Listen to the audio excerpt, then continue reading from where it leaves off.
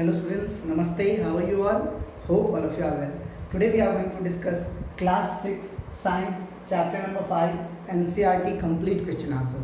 As in the previous video I had explained to you about the chapter number 4 question answers. I hope all of you have written in your notebook. So as I describe you all the question answers, please write these question answers in your notebook. So it will be very much beneficial for your exam. If the same situation runs ahead also, so what will happen, as you will write all the question answers in your notebook, so you will not be any type of, you will not feel any type of tension that I have not written chapter number 1 question answer, chapter number 2 question answer, chapter number 3 question answer, since already I have given you after completing all the 3 chapters, all the 3 chapter question answers, and in the previous video I have given you chapter number 4 question answers, and in this video I am going to give you chapter number 5 question answers. So as I give you the question answers, if you are not able to write so fast, pause the video. After pausing the video, write it in your notebook and then go ahead. That's all. So let's start writing question answers of chapter number 5 class 6.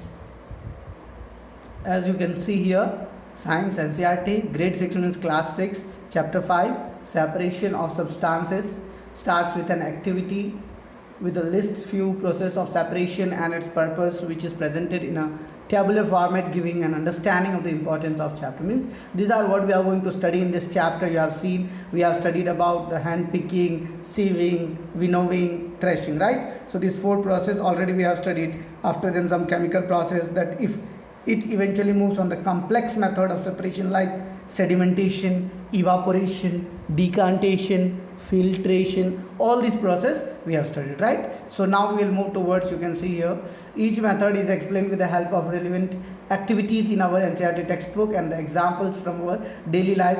So it is very easier to understand this chapter. By the separation of substances, further it includes an explanation of how substances can be separated using more than one method of separation.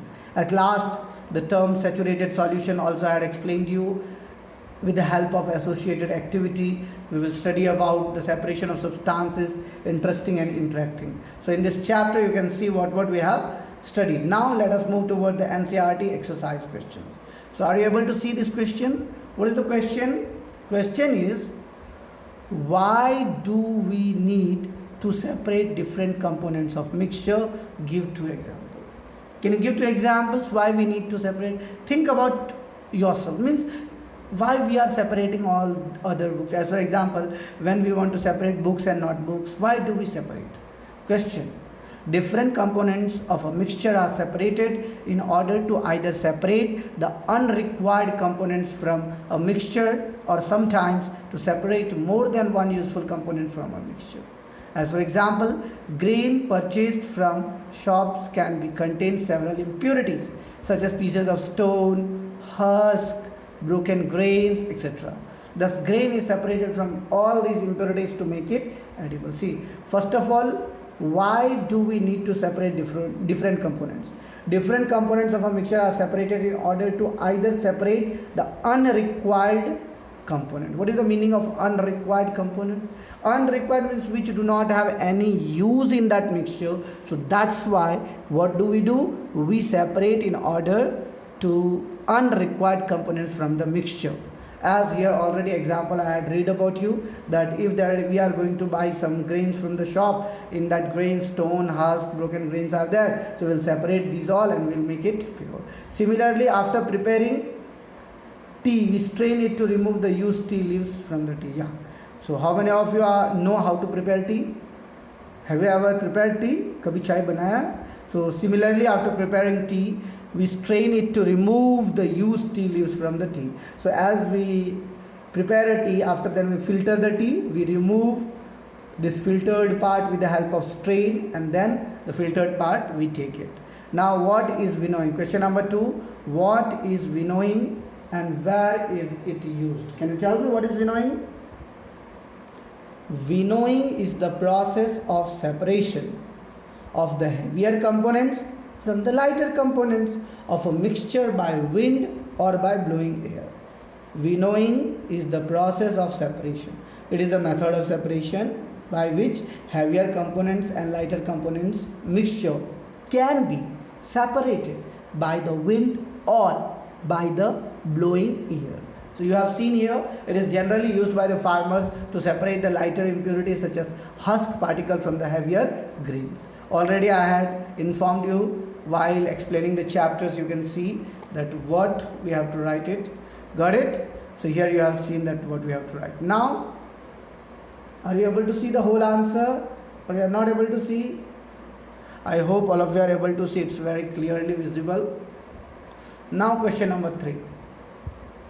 How will you separate husk or dirt particles from a given sample of pulses before cooking?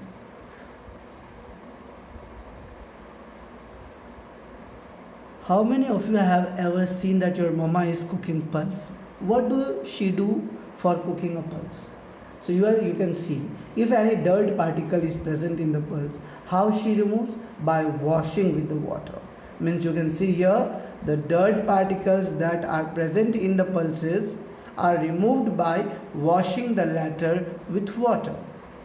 Being heavier, the pulses settle down, while the dirt particles, being lighter, keep floating in the water. This process is called sedimentation. What is this process called?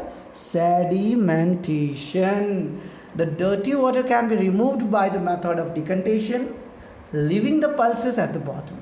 See, you may have seen about how she is cooking rice, how she makes rice to boiled rice, how she makes raw rice to how she makes raw pulse to cooked pulse. So you have seen these all the things, especially done with the help of the process sedimentation. While washing, what happens? The raw materials settle down and the impurities are floating on the water. So when we remove the water, all the impurities being removed.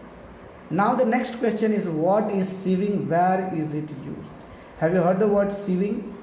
Sieving is the method of separation of fine particles from bigger particles by allowing the finer particles to pass through the holes of sieve, leaving the bigger particles in the sieve itself.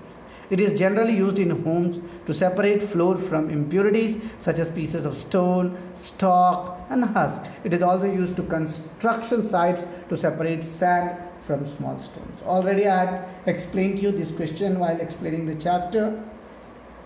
If you have not seen that video, then you can go through my channel, open the playlist, in that go in class 6, you will get that video. You can just go through it. Sieving is a process. Sieving is a method, it is a process by which the big size particles are being separated from the small size particles, means fine particles. As for example, whenever your mama makes a dough of that wheat flour, what does she do? She uses the sieving as she filter all the dust particles. She remove the dust particles with the help of the sieving, and then she make the dough of that wheat powder. Got it? And sometimes you can see at the construction site also to separate marbles and big pebbles from the sand. Yes? How will you separate the sand and water from the mixture? Sand and water from the mixture. This question I had explained to you while explaining the chapter.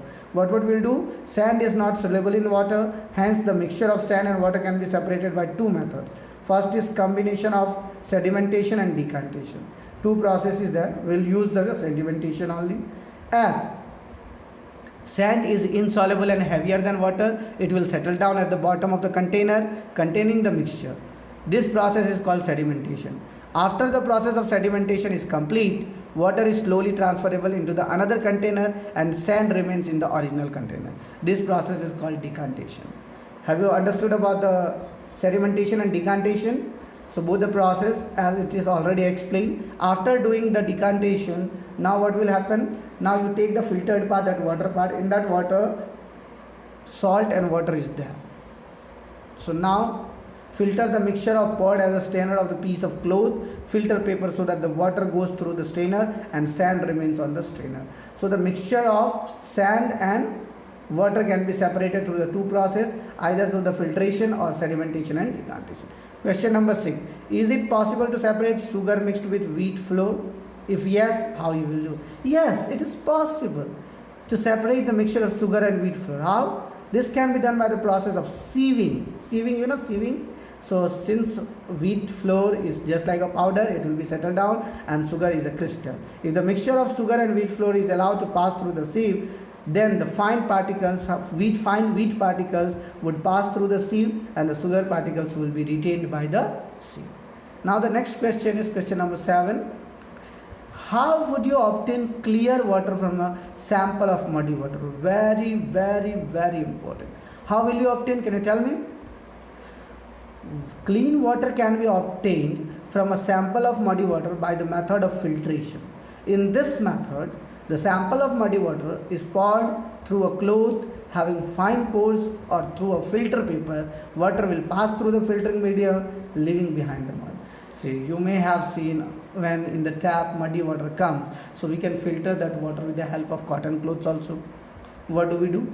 We put a cotton cloths in the tap, and as the water passes, so all the impurities, all the water's muddy particles remain on that cloth, and the filtered water particles come down. As you have seen, this was the last question answers. So we can separate these through water will be passed through the filtering medium.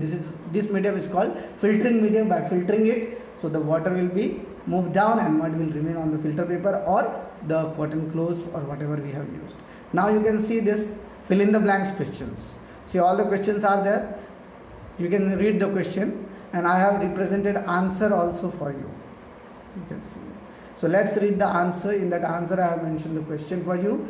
The method of separating seed of paddy from its stalk is called threshing. How many of you have seen this thresher machine? With the help of the thresher machine, the paddy can be separated with the help of this thresher machine, and it can convert into the, how it can convert into? It can convert into stalk. So after this first question, we are moving towards the second question. When the milk is cooled after boiling and poured on a piece of cloth, the cream malai is left behind on it. This process of separating cream from the milk is called, which process is called? This is called filtration. Why? Because we have separated malai from the milk. Salt is obtained from seawater by the process of evaporation and crystallization. Impurities settled at the bottom when the muddy water was kept overnight in a bucket, so clean water was then poured from the top. The process of separation used in this example is called decantation. What is called? Decantation.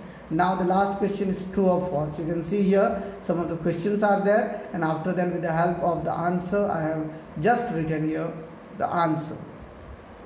A mixture of milk and water can be separated by filtration. Is it possible? Milk and water? Not possible, no beta. Both are liquid. How we can separate with the help of that filtration? Filtration means just like a strainer. Can we separate? No. So that's why the sentence is false. A mixture of powdered salt and sugar. Powdered salt and sugar can be separated by winnowing. Not winnowing. Not possible only. False. Separation of sugar from tea can be done through the filtration. Sugar. Sugar, how you will separate from the tea?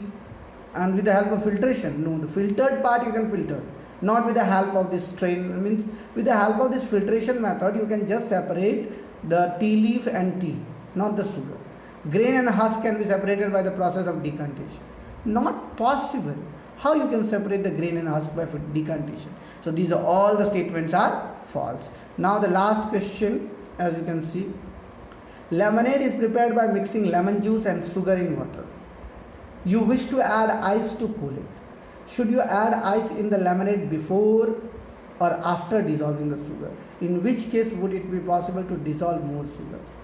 See here, and the answer I have written it. The solubility of a substance decreases with decrease in temperature. Very, very important point. The solubility of a substance decreases with decrease in temperature. After the addition of ice, the temperature of the lemonade decreases, and dissolving sugar in cold water is difficult. So therefore ice should be added to lemonade after dissolving the sugar. Got it? Why? Because the temperature decreases. So that's why adding ice, the temperature of the lemonade decreases with dissolving the sugar in the cold water is difficult. So that's why when we should add it, so we should add to lemonade after dissolving the sugar. As the sugar is dissolved, then we can add the ice cube. So this was our lesson number 5 question answers. I hope all of you have written all the question answers. If you are having any doubt during this whole exercise, then please drop it out into the comment box section so I can help you. and if you have written all the question answers in the notebook, that's very good. Don't forget to like and subscribe the channel. Share this video with your friends so they can also write question answers. That's all for today. Thank you very much.